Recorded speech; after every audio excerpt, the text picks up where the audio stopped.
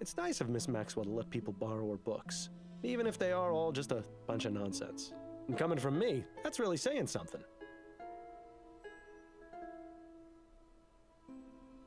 Krake, Voodoo. Hier. Spontane menschliche Selbstentzündung ist ein hochgradig kontroverses, diskutiertes Feld. Sie verliert aber nie an Stellenwert bei Gelehrten und Anhängern des Okkulenten und unerklärlich. Der Begriff bezieht sich auf Brennung durch ein Feuer, dass es keinen sichtlichen äußeren Auslöser gibt. Das haben wir schon mal gelesen.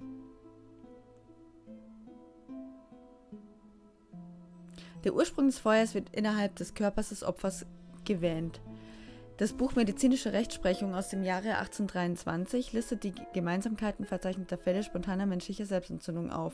Hierunter finden sich erstens die Opfer und chronisch Alkoholiker. Im Allgemeinen handelt es sich um Frauen fortgeschrittenen Alters. Die Hände und Füße fallen für gewöhnlich ab. Das Feuer richtet wenig Schaden an den Gegenständen in Körpernähe. Schleimige und übel riechende Ascherückstände bleiben zurück.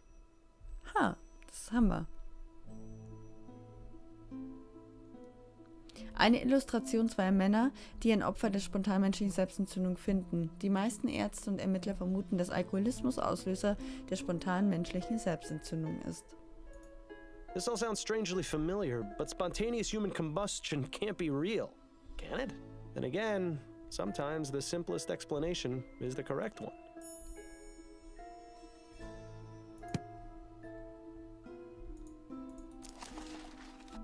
So.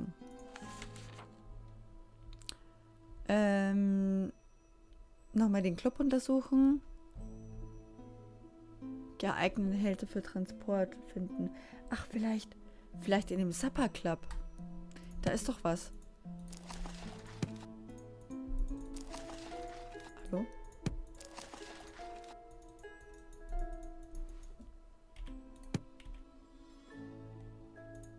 Ausgang. Komm, wir gehen mal in den Supper Club. Da steht doch so eine Flasche. Vielleicht kann ich die I'll be mitnehmen. going now. May the spirits guide you to that which you seek. Wir werden uns wahrscheinlich noch ein bisschen sehen. Das sage ich dir. Hier, das Ding da. Well, if no one's cleaned up, you might as well do them the favor. These are all high-end foo-foo liqueurs and cordials. You couldn't pay me to drink that rubbish. These are all high-end foo-foo liqueurs and cordials. You couldn't pay me to drink that rubbish.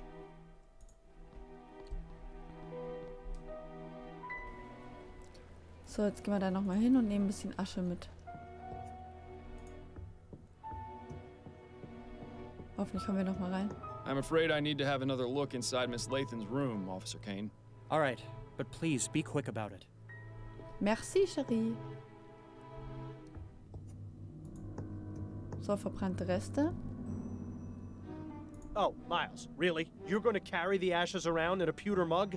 It's vital to the investigation that we find out exactly what happened to the body. If anyone can tell us for certain, it's Dr. Edwards. Fair enough. I suppose this isn't the most unpleasant thing you've carried around before. Remember that time we had to go looking for that murder victim's missing head? I'd really rather not, actually. Okay. I don't think there's much else we can learn just by looking at these ashes, Miles. Ja, ja.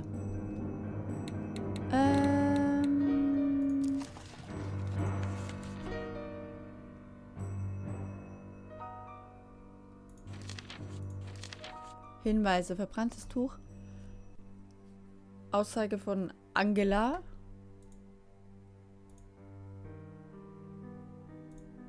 Und Desiree, okay. Bye, bye. Ciao, bella, ciao, bella, ciao, ciao, ciao. Oh, wolltest du noch was sagen? Jetzt habe ich weggeklickt.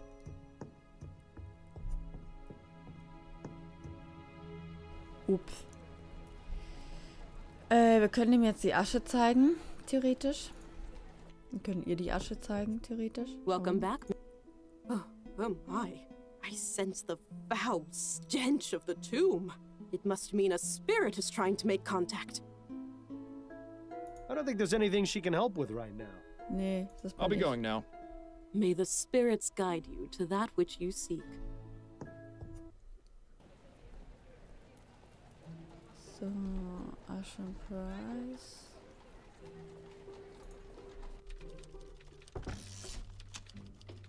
Dear Lord, what is that smell? Did you step in something out there, Fordham? Private investigation is a dirty job, Upton. You know that. Got a moment, Upton? Yes, but let's make this quick. Would it be possible for me to access the mortuary? The mortuary? What for? I'd like to consult with Dr. Edwards. All right, but be careful. Make sure you don't let Snelling see you back there. That's it for now. Better get back to it then.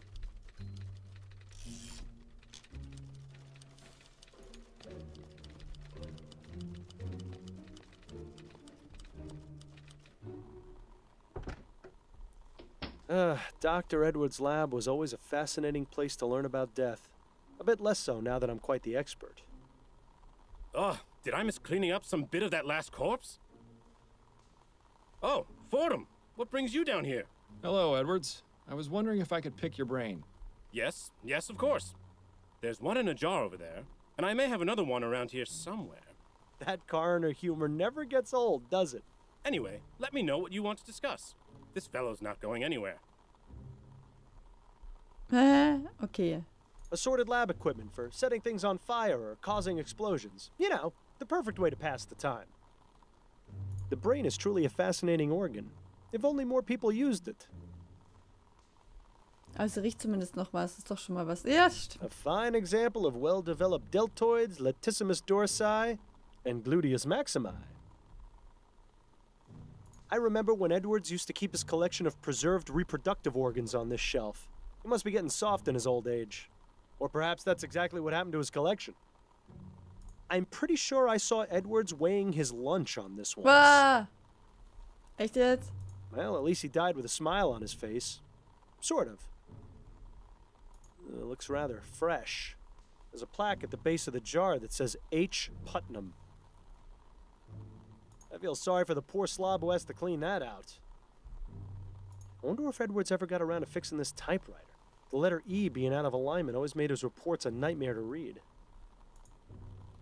You've seen one dissected torso, you've seen them all. It sure is a lot of rubbish crammed inside our upper bodies, isn't there? It's important to keep your hands clean when dealing with dead bodies. After all, you never know where they've been. Until after the post-mortem exam, anyway. This provides the room with just the right amount of heat. Unlike the incinerators in the crematorium. Talk about overkill. Edwards keeps assorted bottles and specimens in there. Nothing too remarkable that I can see. Edwards must have some very good friends in the department who have gotten this custom-made table. It does suit the room, though. Nice pair of legs. So. Seems to be empty for now. That's most definitely a good thing. Ich mag den Humor des verschobenen Kollegen, ja voll. Ist echt lustig, ne? Pardon me, Edwards. Yes? I've got these human ashes from a crime scene. Straight to the point. I knew I liked you for a reason, Fordham. Who do they belong to? Desiree Lathan. She was a Gascon Grande Dame. Oh, of course. I heard about that case. She was found burned in her home, wasn't she? That's right. I meant to go over there later today. Well, then I suppose I've saved you the journey. Would you have a look at these? Does this mean you're officially on the case? Not as such. In fact, I'd appreciate it if you didn't mention I'd been here. Ah, clandestine operation. Sneaking around under Snelling's nose. I don't have much of a choice. I'm pretty much persona non grata around here these days. Well, you're always welcome in my mortuary. Preferably while still breathing, of course. Anyway, I'll just take those ashes off your hands. I'm sure your social life will soon improve. Yes, I was making quite the impression.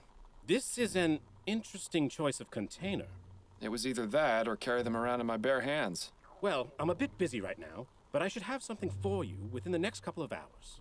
But you do realize the information won't be exclusive to you. I'll have to pass it on to the detectives on the case. Naturally.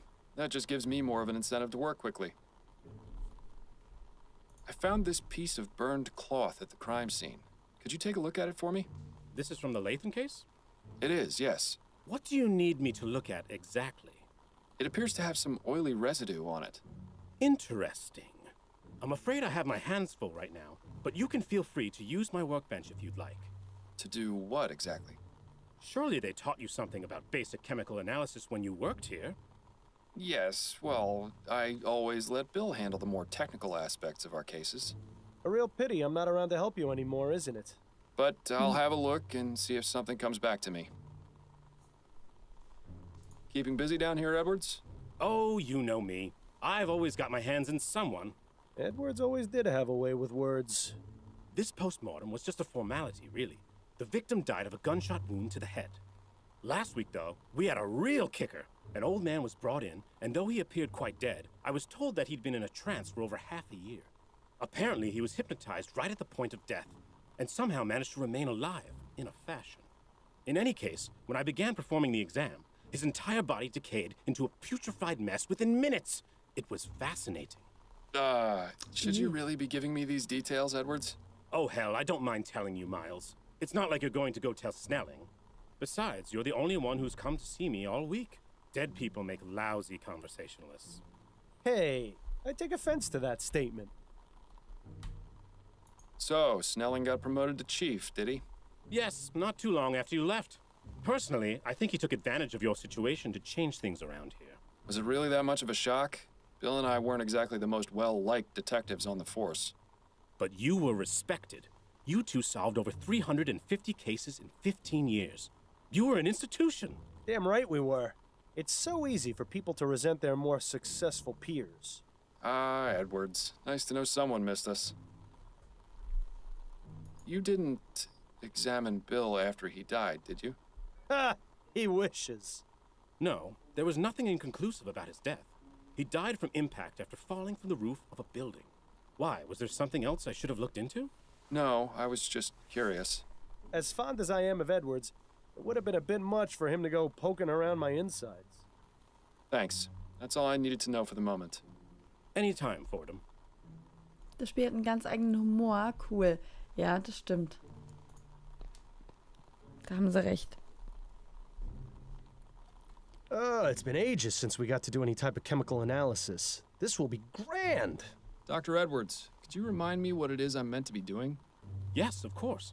Go ahead and get as much of that oily residue from the cloth into the petri dish. Good. Now add some of the chemical reagent in the red bottle to the dish.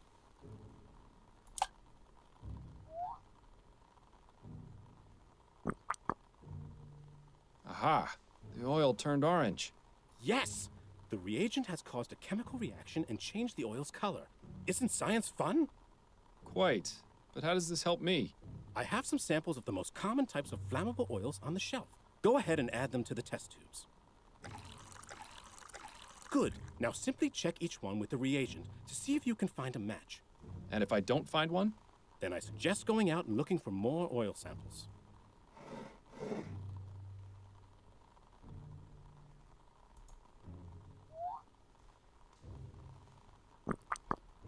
Öl aus Kohle.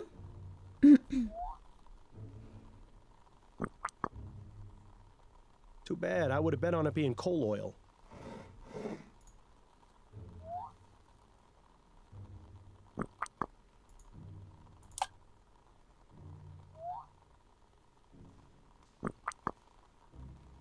So much for kerosene being the culprit.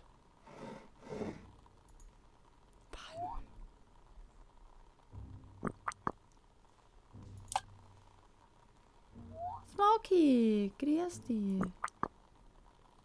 Well, oil be damned. Looks like that's not a match. Oh, you love it.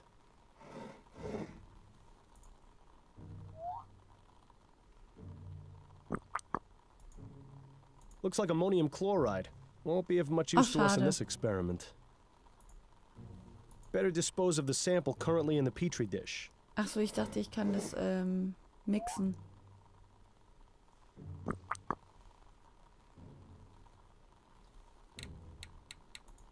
Schade. Okay, dann müssen Unless wir you noch... plan on burning this place down, it's probably not a good idea to leave the oil exposed to the elements.